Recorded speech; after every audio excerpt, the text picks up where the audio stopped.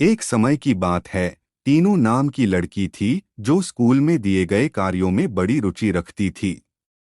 इस साल टीनू के स्कूल में गर्मी की छुट्टियां पड़ने से पहले उसकी टीचर ने सभी को विभिन्न पक्षियों के चित्र दिखाकर चिड़िया पर निबंध लिखने के लिए कहा था।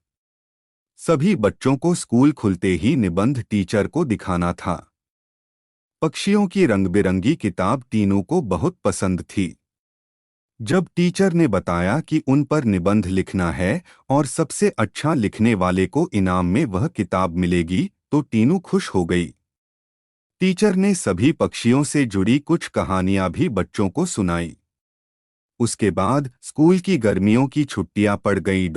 यूं तो टीनू हर साल अपनी गर्मी की छुट्टियां बिताने के लिए कहीं न कहीं जाती थी, लेकिन इस साल की छुट्टियों में टीनू रोज पास के ही बगीचे में जाकर पक्षियों और उनके घोंसले देखने लगी।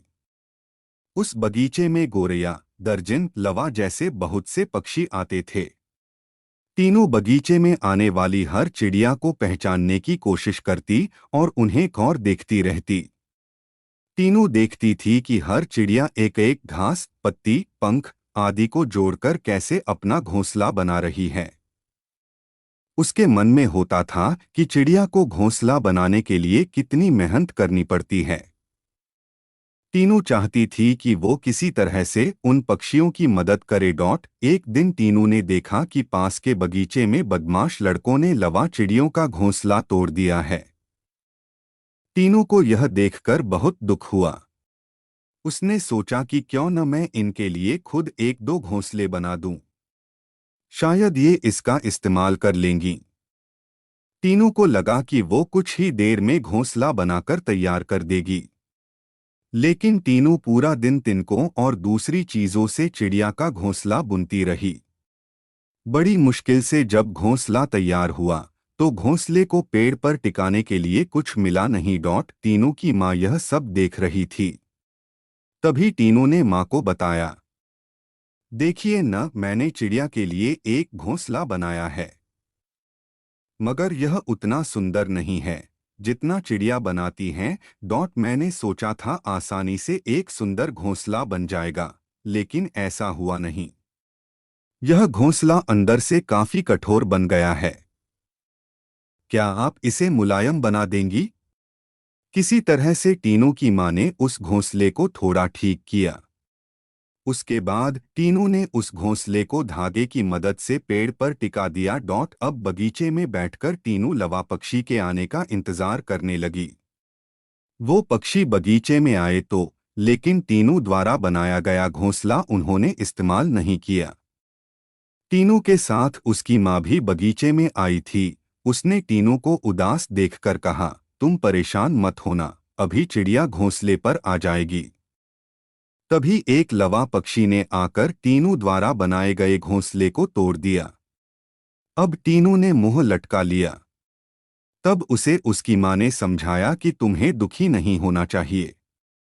देखो, तुम्हारे द्वारा इस्तेमाल की गई चीजों से ही लवा पक्षी अपने लिए घोंसला बना रहे हैं। हो सकता है कि इन्हें दूसरों का बनाया हुआ घोंसला पसंद नहीं आता हो। दुखी मन से टीनू ने कहा, माँ, मैं अपने स्कूल के निबंध में यह सब कुछ लिखूंगी। कुछ देर बाद टीनू ने कहा, माँ, आपने देखा कि लवा पक्षी अपना घर झाड़ियों में बना रहे हैं? जवाब में टीनू की माँ बोली, हाँ बेटा, मैंने सुना था कि लवा पक्षी अपना घोंसला किसी के घर के रोशनदान या पेड़ पर ही बनाते हैं। आज यह नई बात पता चली है। कुछ और दिनों बाद टीनू ने लवा पक्षियों के बारे में एक और बात जानी कि वो सीधे उड़कर अपने घोंसले में नहीं जाते। घोंसले से कुछ दूर ठहरकर इधर-उधर कूदते हुए वो अपने घोंसले तक पहुंचते हैं, ताकि किसी को उनके घोंसले का पता न चले। थोड़े ही दिनों में स्कूल की गर्मियों की छुट्टियां खत्म हो गईं। टीनू ने स्कूल जाकर लवा पक्षी के बारे में लिखा और निबंध प्रतियोगिता जीत ली। इनाम में मनपसंद चिड़ियों वाली किताब मिलने पर टीनू खुश हो गई। प्रतियोगिता जीतने के बाद भी टीनू रोज चिड़ियों की चहचहाहट सुनने के लिए उस बगीचे में जाकर घंटों बैठती है, मानो उसकी चिड़ियों के साथ दोस्ती हो गई हो। कहानी से सीख। चिड़िया के घोंसले की कहानी से यह सीख मिलती है कि छोटी छोटी बात पर मन दुखी नहीं करना चाहिए। साथ ही आसपास की चीजों पर गौर करने से हमें काफी कुछ नया जानने को मिलता है। आशा है आपको ये कहानी पसंद आई होगी। ऐसी ही हिंदी मॉरल स्टोरीज पढ़ने के लिए हमें सब्सक्राइब अवश्य करें। धन्यवाद।